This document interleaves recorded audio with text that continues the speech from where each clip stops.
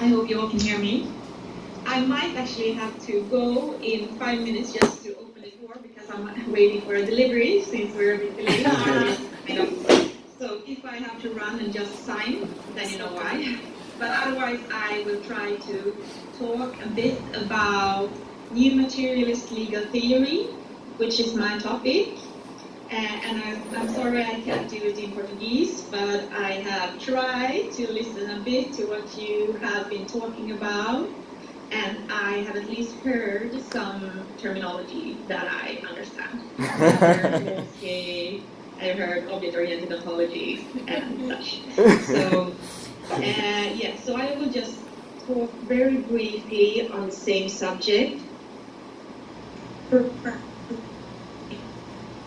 Legal theory, and from I have approached the topic of this kind of new materialisms in law and which implications it might have, depending on which stream of theory that one decides to follow when doing legal theory and doing new perspectives of justice, I will argue.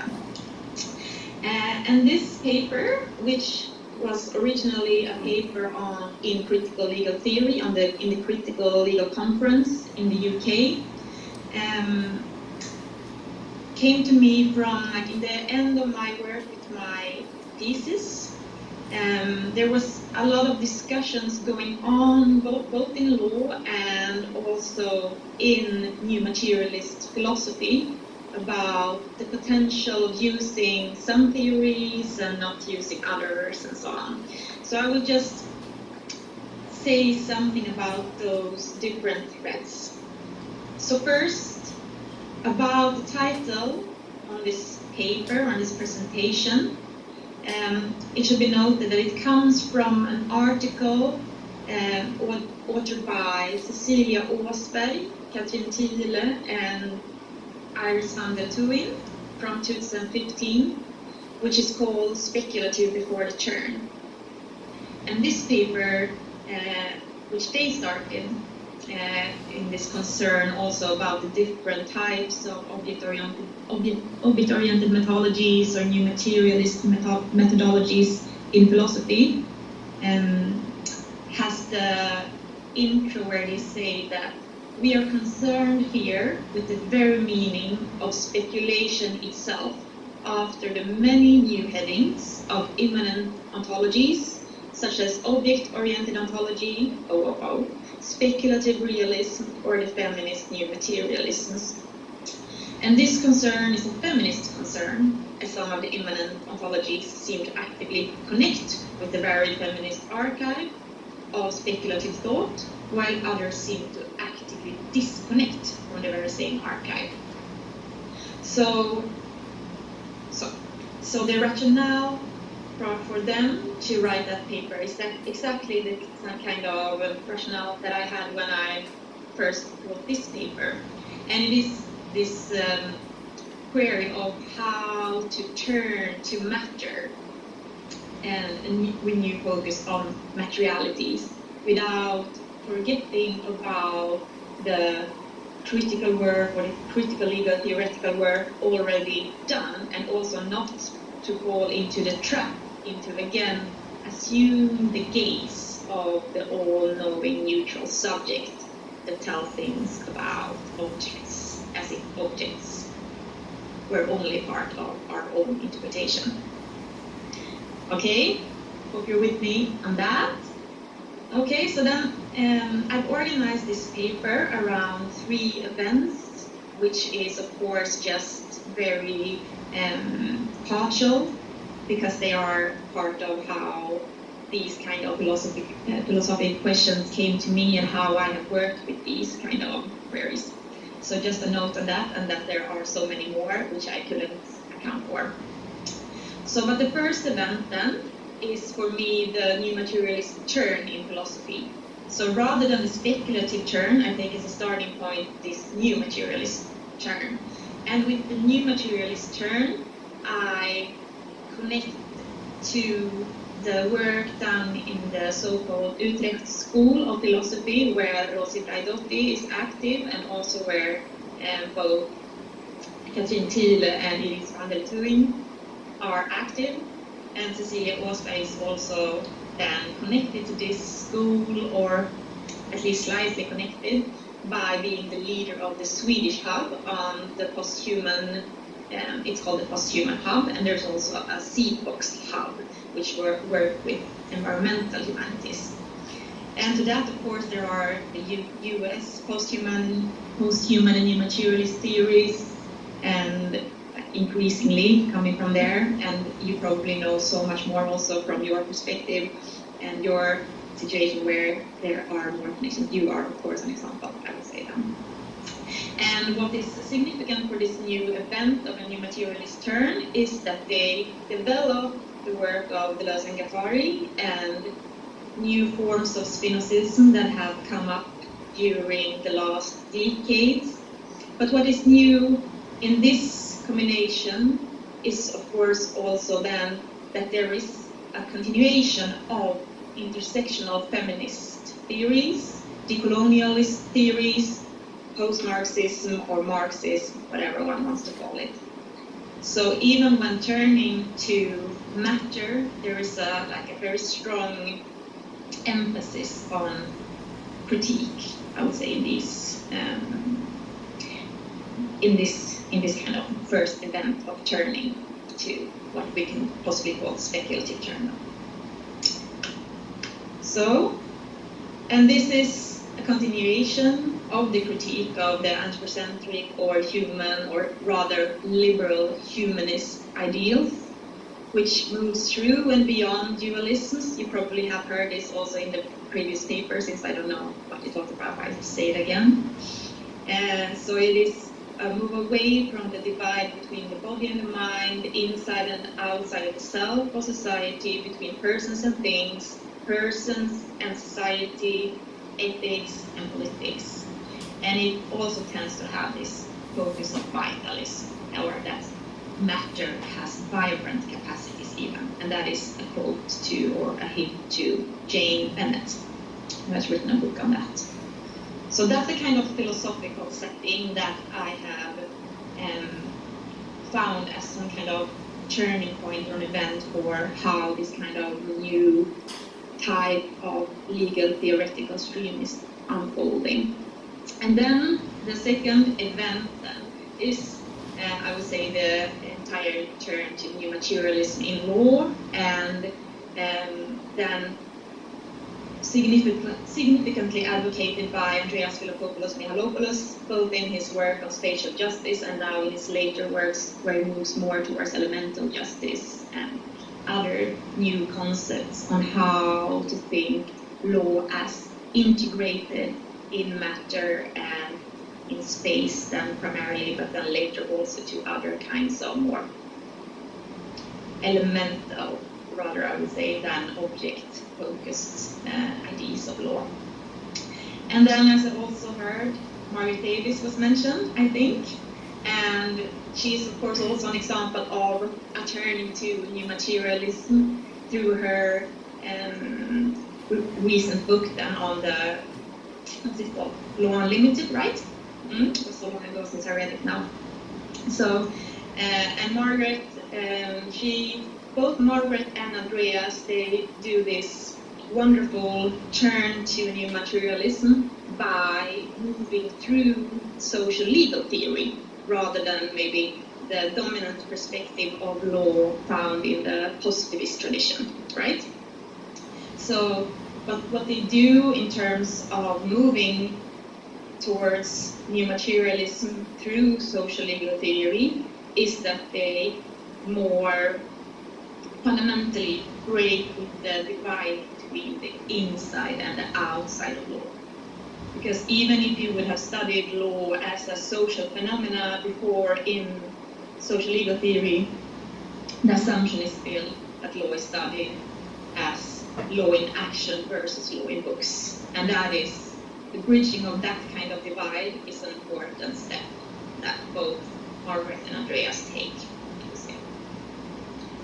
But then, what is also interesting in this turn into new materialism in law, and I think also important, is that there is not only this rupture in the inside and outside of law, but also continuing the kind of critical or we could say onto ethical endeavor, which exactly is what the new materialist feminist stream in philosophy in general advocate.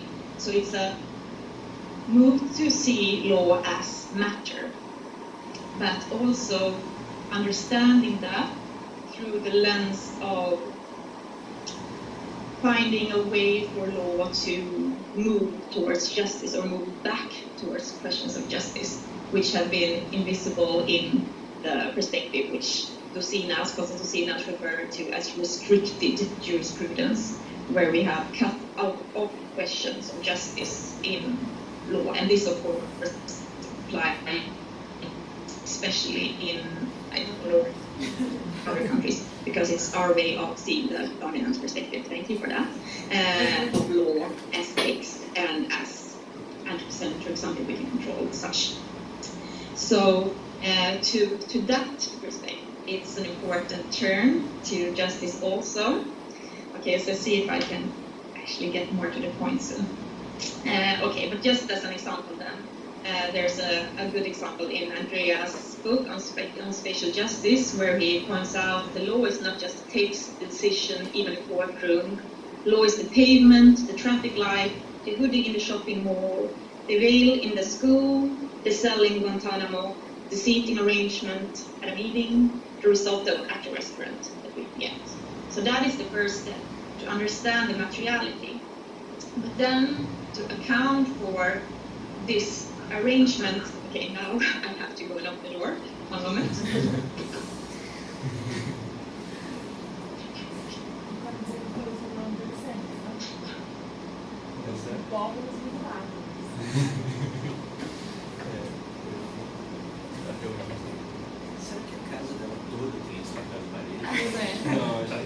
Talvez só sala de jantar.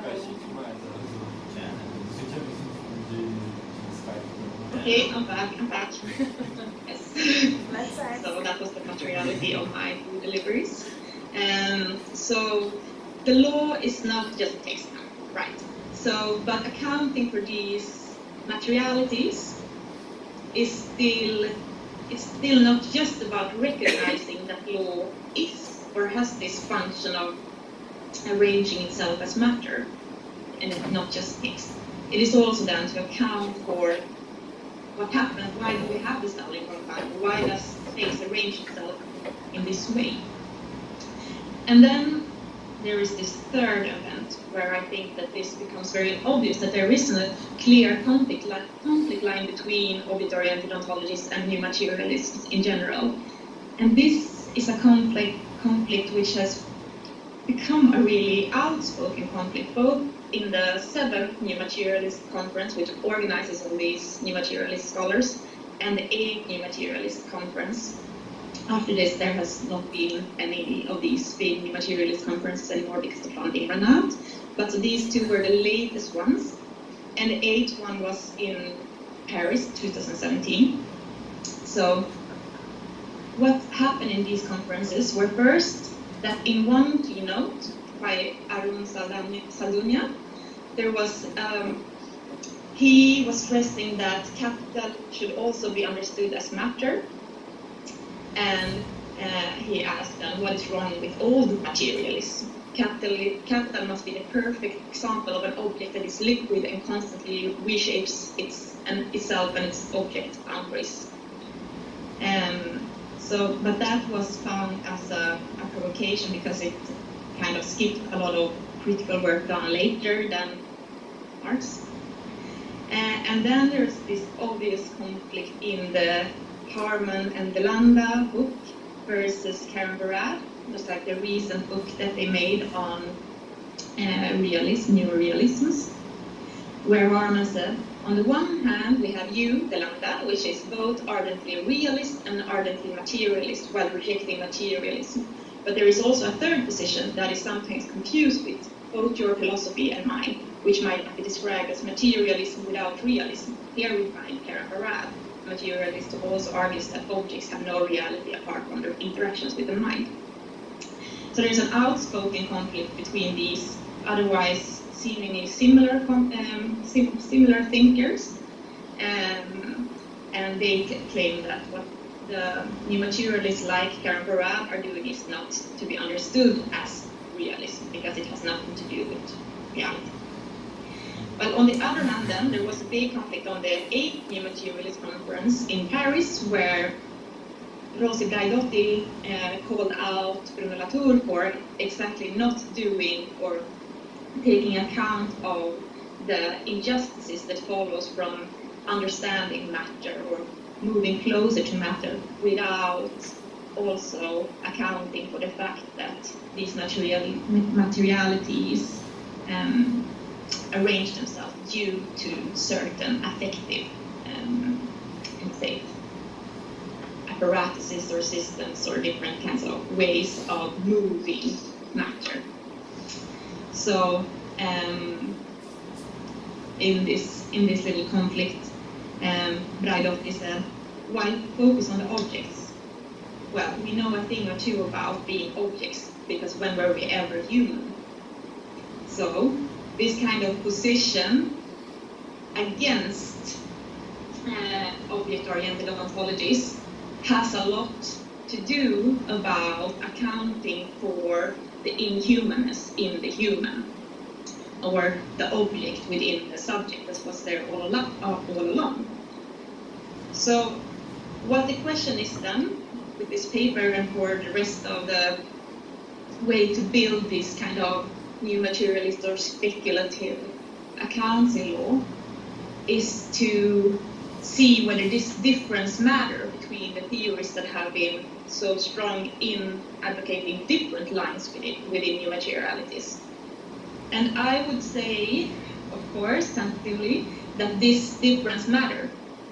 It is an important task to, as Donna Haraway argues in one of her later books, thank you, to, when we stay with the trouble, it is important to, it matters what matter to you to think other matter.